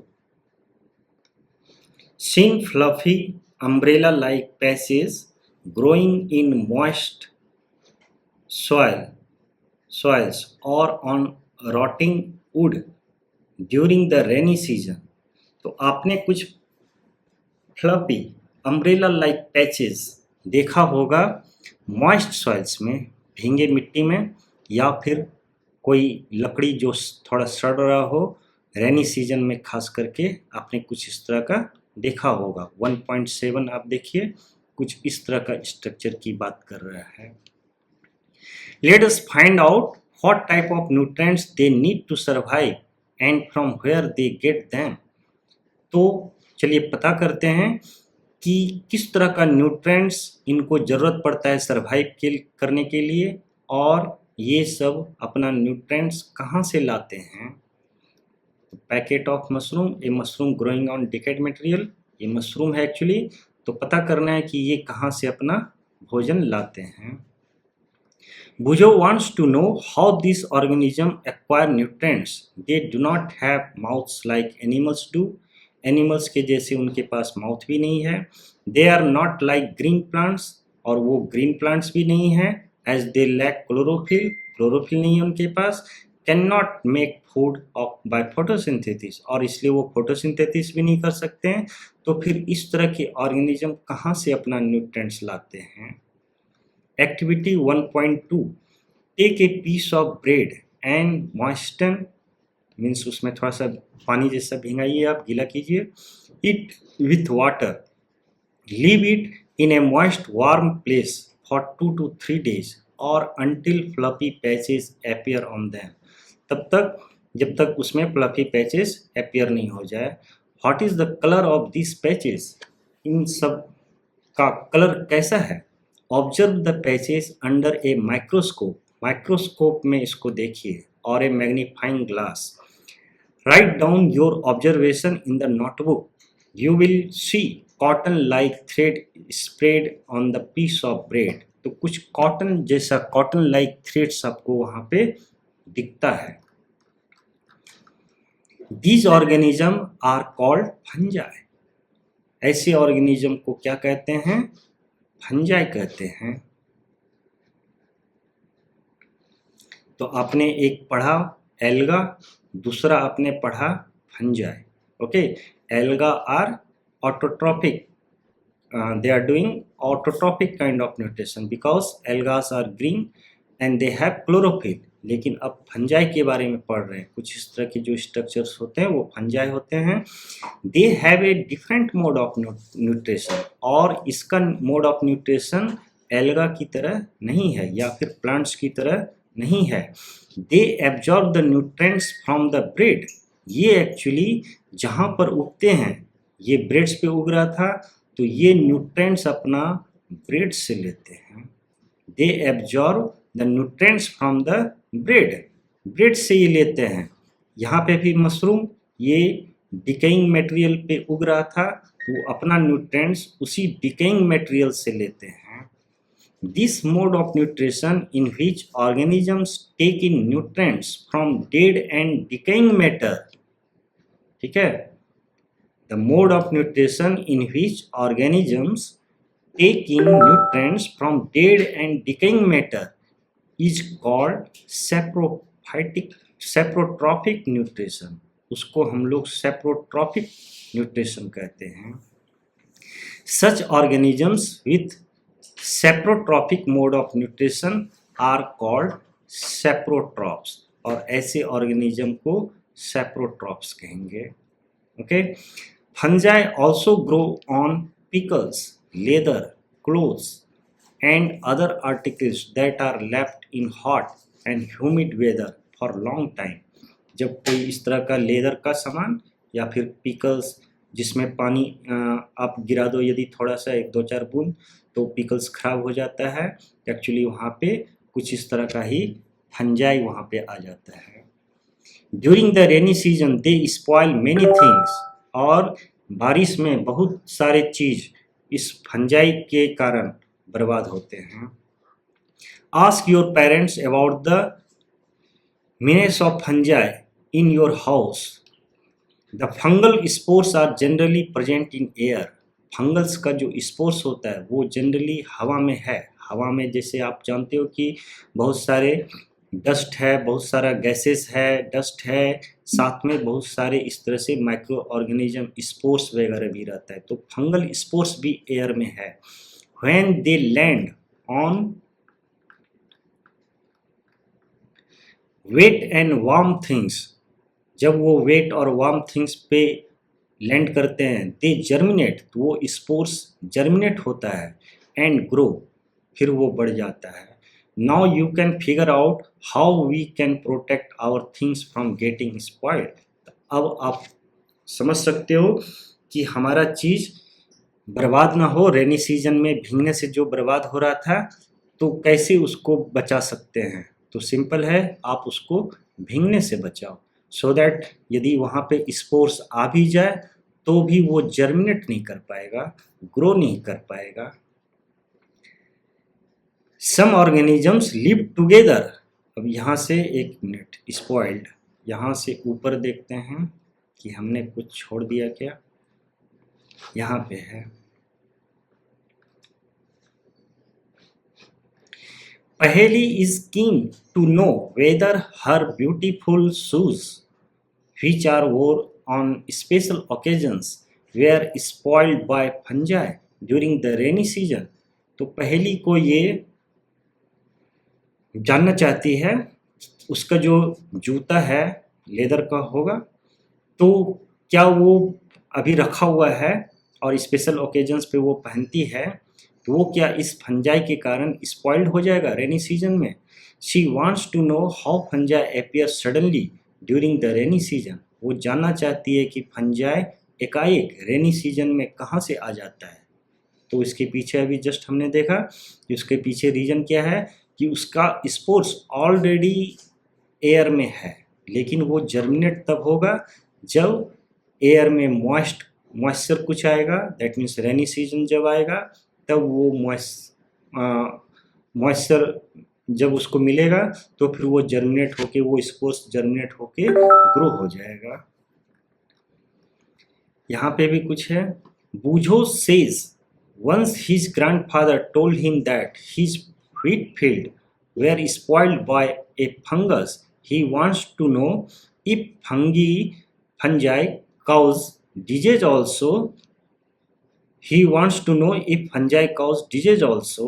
तो बिल्कुल ये फंजाई जो है इसके कारण डिजीज भी होता है, वो आपके ऑब्जेक्ट्स को स्पॉइल तो करता ही है, साथ में बहुत सारे डिजीज भी ये लाता है।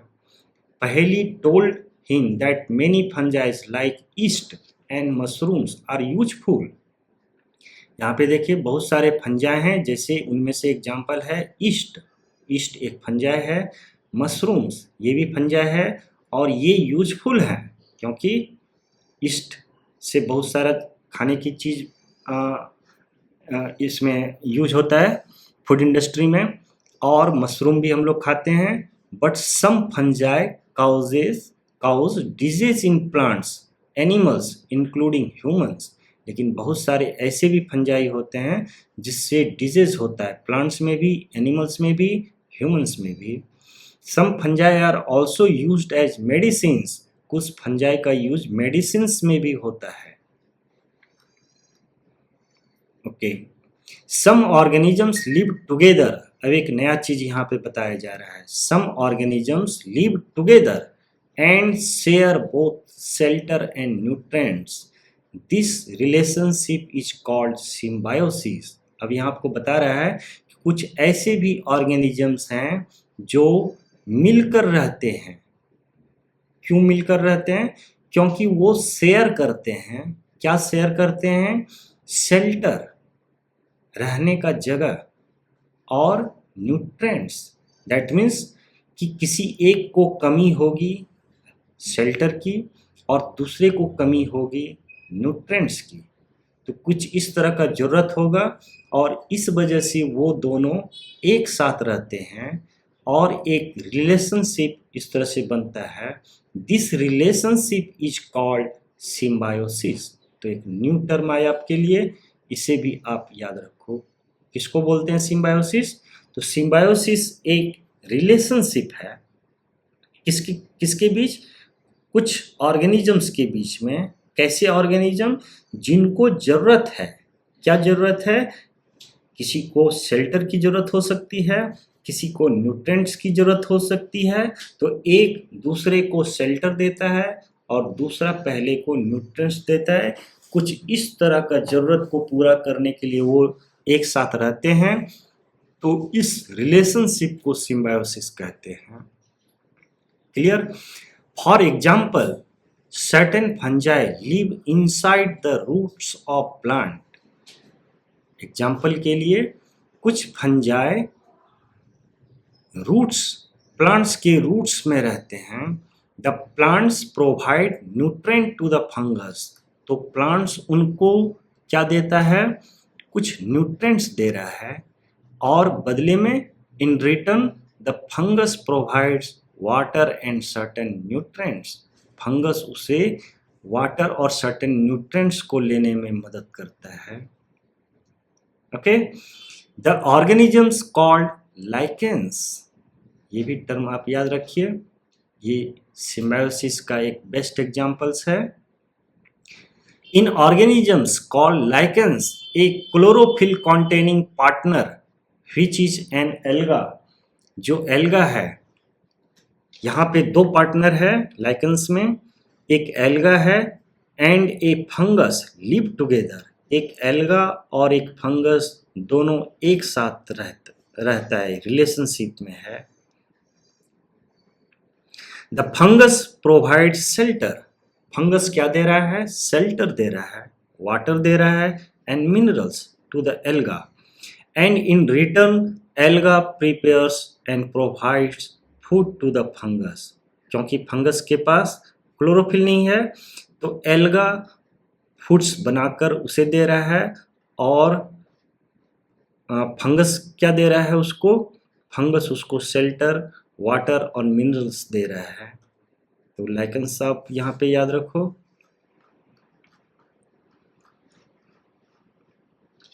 How nutrients are replenished in the soil. Soil में न्यूट्रिएंट्स किस तरह से रिप्लेनिश्ड होता है देखते हैं। Have you seen farmers spreading manure और फर्टिलाइजर्स इन द फील्ड और gardeners using them in lawns और in pots? Do you know why this is done? क्यों ऐसा करते हैं वो? You learn that plant absorb minerals and nutrients from the soil. आपने सीखा कि प्लांट है जो मिनरल्स और न्यूट्रिएंट्स सॉइल से लेता है। So their amounts in the soil keep on declining. तो जो यदि हम बार बार किसी से कुछ चीज़ें लेंगे तो निश्चित रूप से एक ना एक दिन उसका वो चीज़ खत्म हो जाएगा।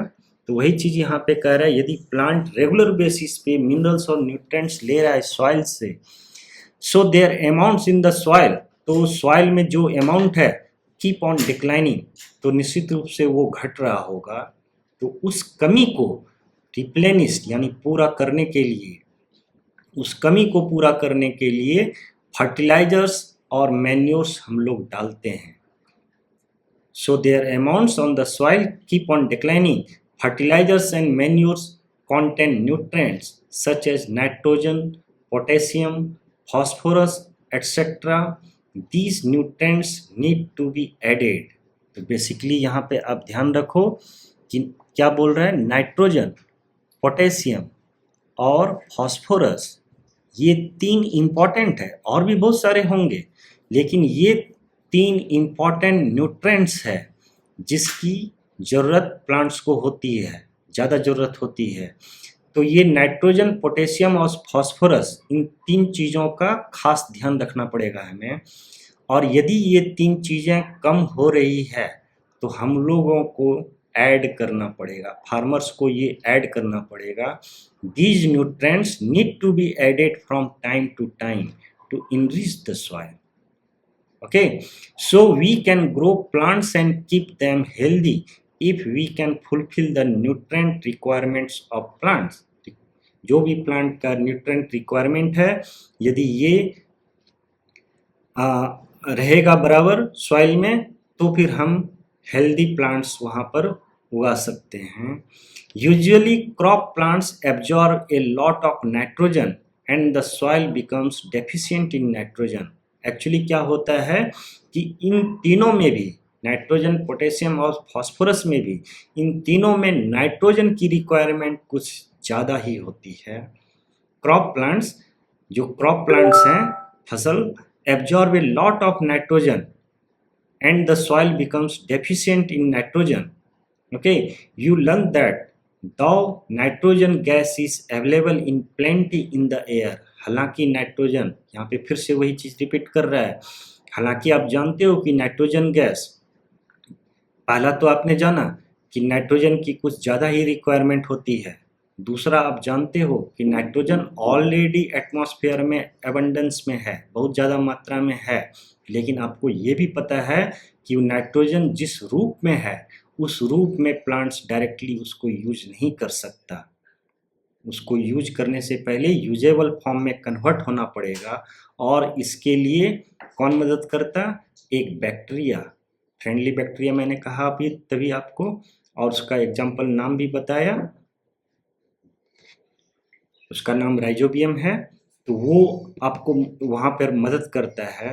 You learn that the nitrogen gas is available in plenty in the air, plants can not use it in the manner they can use carbon dioxide. जिस तरह से कार्बन डाइऑक्साइड को आसानी से वो यूटिलाइज कर लेता है, नाइट्रोजन को यूटिलाइज उस तरीके से नहीं कर सकता। They need nitrogen in soluble form, actually उसे नाइट्रोजन सॉल्यूबल फॉर्म में जरूरत पड़ेगी। द बैक्टीरियम, देखिए यहाँ पे नाम आ गया, the bacterium called rhizobium can take atmospheric nitrogen. ये राइजोबियम क्या करता है कि ये एटमॉस्फेरिक नाइट्रोजन को ले सकता है एंड कन्वर्ट इट, और उसको कन्वर्ट कर सकता है इनटू ए यूजेबल फॉर्म, उसको एक यूजेबल फॉर्म, किसके लिए यूजेबल? प्लांट्स के लिए। प्लांट्स के लिए यूजेबल फॉर्म में वो नाइट्रोजन को बदल देता है। तो ये आप राइजोबियम यहाँ पर याद रहना चाहिए। But rhizobium can not make it's on food, लेकिन राइजोबियम के साथ क्या है कि वो अपना भोजन खुद से नहीं बना सकता। तो फिर ये राइजोबियम उस प्लांट के साथ यही सिम्बायोटिक रिलेशनशिप बनाकर उसके साथ रहेगा। Okay, but rhizobium can not make it's on food, so it often lives in the root of grams, peas, moong, beans and other legumes. Legumes कहते हैं दलहन को, जिससे दाल बनती है, जैसे ग्राम चने का दाल, पीस मटर, मूंग मूंग की दाल। तो इस तरह के जितने भी दलहन होती है उनको लेग्यूम्स कहा जाता है। तो ये कह रहा है कि so it often lives in the roots of, root में, जड़ में रहता है ये। ग्राम्स जो भी लेग्यूम्स हैं उनके जड़ में पाया जाता है rhizobium, and provides them with nitrogen, वहाँ पे रहता है और बदले में क्या देता है? नाइट्रोजन, यूजेबल फॉर्म में नाइट्रोजन देता है। In return the plant provides food and shelter, बदले में प्लांट्स भी उसको रहने का जगह दिया और फूड भी देता है। ओके, ये आपको यहाँ से यहाँ तक ये भी आपको याद रखना है। They thus have a symbiotic relationship और इस तरह से ये एक सिम्बायोटिक रिलेशनशिप का एग्जाम्पल हुआ। एक एग्जाम्पल हमने लाइकेंस देखा, दूसरा रिलेशनशिप हमने राइजोबियम और लेगुमिनस प्लांट के बीच में देखा। Okay, this association is of great significance for the farmers. और ये एसोसिएशन जो है राइजोबियम और लेगुमिनस प्लांट का, ये एक इम्पॉर्टेंट सिग्निफिकेंस है फार्मर्स के लिए। यहाँ पे मैं आपको एक बता दूं कि राइजोबियम लेग्यूम्स में पाए जाते हैं, लेकिन यहाँ पे ग्राम में, पीज में, मूंग्स में, बीन्स में पाया जाता है। ये सारे लेग्यूम्स हैं, दलहन है। लेकिन एक इम्पॉर्टेंट दलहन जो हम लोग तूर दाल कहते हैं, उस तूर दाल में ये राइजोबियम नहीं होता। ये आप साइड से सिर्फ याद रखो। This association is of great significance for the farmers.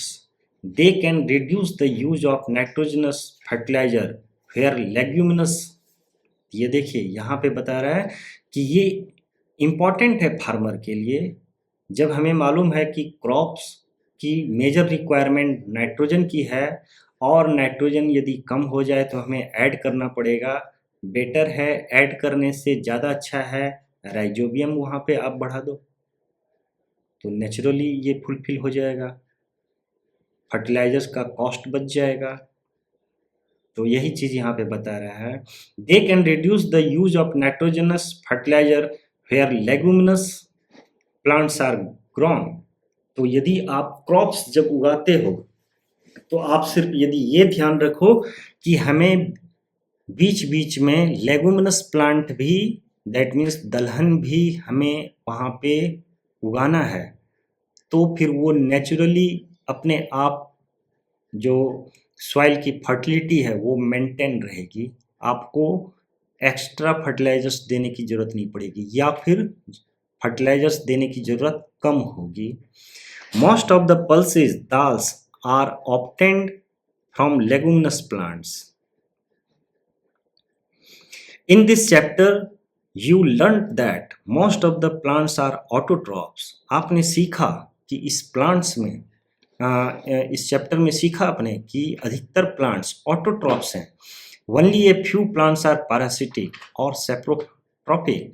कुछ प्लांट्स पारासिटिक हैं, जैसे आपने कास्कुटा देखा, और सेप्रोट्रॉपिक हैं कुछ। Okay, they derive nutrition from other organisms. All animals are categorized as heterotrophs. ये सारे एक्चुअली कैटेगराइज होंगे हेट्रोट्रॉप्स में, since they depend on plants and other animals for food. तो इस तरह के सारे एनिमल्स को हम लोग हेट्रोट्रॉप्स के ही अंदर रखेंगे। दैट मीन्स ग्रीन प्लांट को छोड़कर बाकी सारे हेट्रोट्रॉप्स में हैं, since they depend on plants and other animals for food. Can we say that the insectivorous plants are partial heterotrophs? तो यहाँ पे देखो बता रहा है पार्शियल हेट्रोट्रॉप। ओके, तो कभी इस तरह का आए पार्शियल हेट्रोट्रॉप्स, तो फिर इंसेक्टिवोरस प्लांट्स को हम कह सकते हैं। यहाँ पे हालांकि पूछ रहा है, आंसर नहीं दे रहा है, आपसे पूछ रहा है क्या हम इंसेक्टिवोरस प्लांट्स को इस तरह से हम कह सकते हैं, क्योंकि वो ऑटोट्रॉप्स है, ग्रीन प्लांट्स हैं, क्लोरोफिल है, लेकिन उसके पास कुछ कमी है, उसके न्यूट्रिएंट्स में नाइट्रोजन की बेसिकली कमी है, और इस वजह से वो नाइट्रोजन उस मिट्टी से नाइट्रोजन लेता है। उसका मिट्टी ही वहाँ पर उस इलाके की मिट्टी कुछ ऐसी है कि उसके मिट्टी में नाइट्रोजन का सॉल्युबल फॉर्म कम पाया जाता है। उस नाइट्रोजन को पूरा करने के लिए इंसेक्टिवोरस इंसेक्ट को ट्रैप कर रहा है, पार्शियल हेट्रोट्रॉप्स। ओके, तो इस तरह से मैं देख रहा हूँ कि ये चैप्टर खत्म है, और मैं आगे भी देखता हूँ।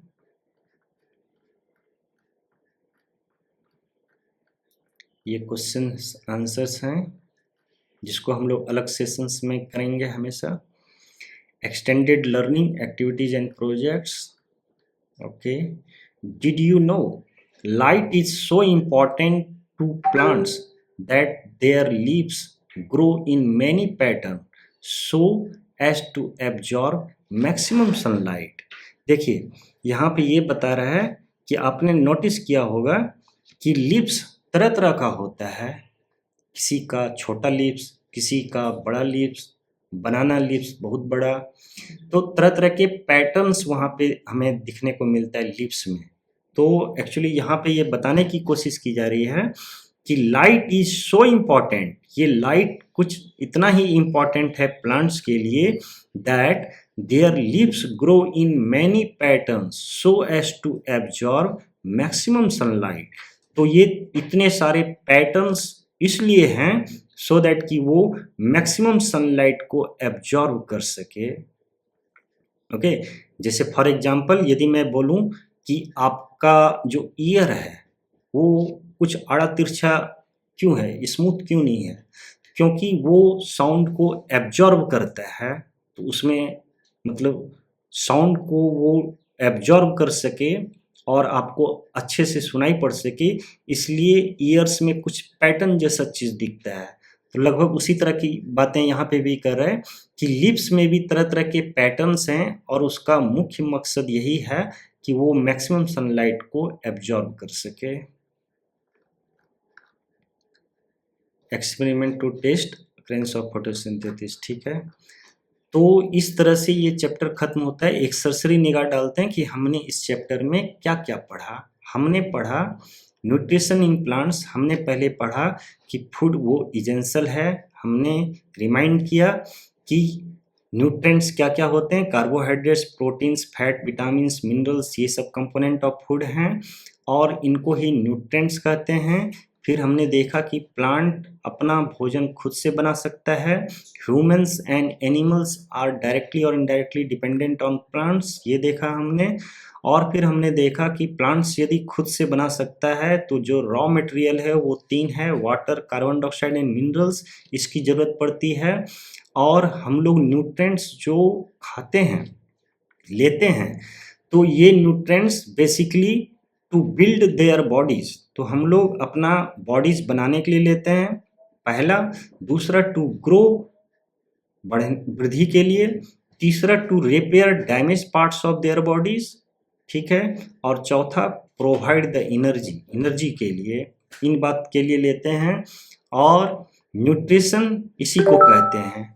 तो nutrition is the mode of taking food by organism and its utilisation. तो हमने यहाँ पे मार्क किया कि न्यूट्रिशन एक्चुअली 2 पार्ट में है, टेकिंग फूड, बहुत लोग सिर्फ टेकिंग फूड को ही समझ लेते हैं न्यूट्रिशन, तो यहाँ पे आप ये क्लियर कर लो कि it's not just taking food but its utilisation, both are included in nutrition. The mode of nutrition फिर हमने देखा ऑटोट्रॉफिक, ये सारे प्लांट्स हैं ऑटोट्रॉफिक हैं, और जो रेस्ट हो गया एनिमल्स इंक्लूडिंग ह्यूमंस जो डायरेक्ट अपना भोजन नहीं बना सकते, वो प्लांट्स पे डायरेक्टली इनडायरेक्टली डिपेंडेंट हैं, वो हेटरोट्रॉप्स हैं। फिर हमने देखा कि लिप्स को किस तरह से फूड फैक्ट्रीज, तो फूड फैक्ट्रीज पे भी थोड़ा हम मार्किंग करते हैं। एक्चुअली यहाँ से यहाँ तक पूरा मार्किंग कर देता हूँ। ओके, तो food lips are the food factories of plants, ठीक है। फिर हमने देखा, हमने सेल्स के बारे में एक इनिशियल स्टडी किया कि किस तरह से सेल में न्यूक्लियस होता है, साइटोप्लाज्म होता है, सेल मेम्ब्रेन होता है। सेल्स को हम building blocks of human bodies या कोई भी एनिमल बॉडीज या फिर किसी भी लिविंग ऑर्गेनिज्म का जो है बिल्डिंग ब्लॉक्स है, यूनिट्स है, सेल से बना होता है। हमने ये देखा पढ़ा कि प्लांट में लिप्स में किस तरह से गार्ड सेल्स के बीच में टीनी पोर्स होता है, स्टोमाटा, और उसके थ्रू ये कार्बन डाइऑक्साइड जाता है। उसी स्टोमाटा के थ्रू हमने आगे भी पढ़ा कि ट्रांसपिरेशन भी होता है, और हमने फिर और पढ़ा कि उसी स्टोमाटा के थ्रू ऑक्सीजन भी रिलीज होता है। हमने ये भी देखा कि वाटर मिनरल्स किस तरह से ट्रांसपोर्ट होता है वेसल्स के थ्रू, और हमने एक एग्जांपल आपको बताया किस तरह से कोकोनट ट्री में किस तरह से पहुंच जाता है, ये इतना स्ट्रॉन्ग सिस्टम होता है वेसल्स का। और फिर हमने देखा क्लोरोफिल क्या होता है, ग्रीन पिगमेंट जिसके कारण सारे लिप्स ग्रीन कलर के होते हैं। फोटोसिंथेसिस की एक प्रोसेस है जिस प्रोसेस के थ्रू भोजन का सिंथेसिस होता है फोटो लाइट के प्रेजेंस में। तो यहाँ पे हमने chlorophyll, sunlight, carbon dioxide, water, इसके बारे में जाना किस तरह से ये जरूरी है और ये यूनिक प्रोसेस है। फिर हमने ये भी देखा कि sun is the ultimate source of energy for all living organism. Okay,